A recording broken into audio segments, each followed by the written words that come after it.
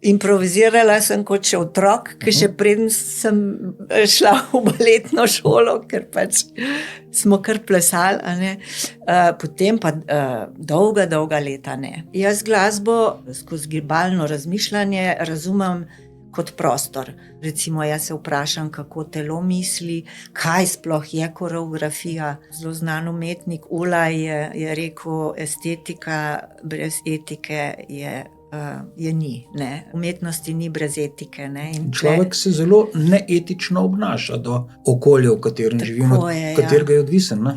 Večina potokov, mislim, da je pritokov Krke je danes obremenjenih čist preveč, mogoče čist po nepotrebnem, a ne. Večje vrednosti kot čist zrak, zdrava zemlja in čista voda, da večjih vrednot tako rekoč nimamo.